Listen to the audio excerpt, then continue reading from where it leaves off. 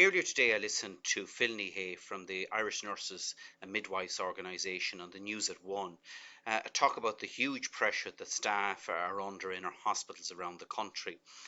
She pointed out that since the beginning of this year, just 250 additional nurses have been recruited. And she was also asked about, staff getting downtime during the summer months. And in response, she said that staff are both mentally and physically exhausted. Now, this is a specific issue that I took up with the Taoiseach before the summer, saying that staff that were at the front line within our health services needed time off during the summer months. This is what the Taoiseach had to say to me when I raised this issue with him in the Dáil.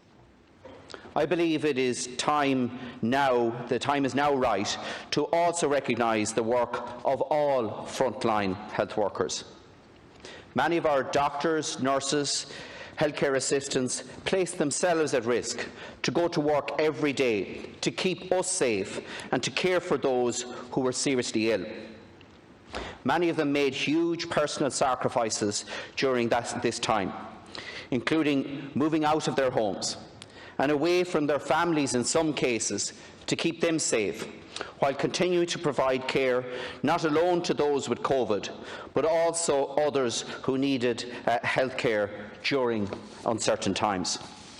Taoiseach, these healthcare workers have worked long hours in extremely difficult circumstances, and we must now stop and recognise the work that they have done on behalf of us all. These people have been selfless, and our country owes them a great debt of gratitude. If it is not possible to reward them with pay increases or some form of bonus system, then I believe at a very minimum we should offer them additional paid leave. Time to spend with their families.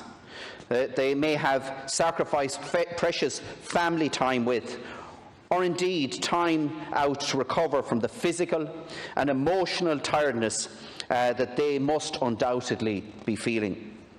Taoiseach, would you not agree that now is the time for us to come together as a country and offer our healthcare workers more than a round of applause, but to acknowledge their work and their sacrifices? Thank you, Deputy, in terms of your question and your presentation, and I would agree with you, particularly in terms of the contribution that frontline health service staff and those in the background have made to the fight against COVID-19 and in effectively contributing to the suppression of the virus for now and a very low level of community transmission.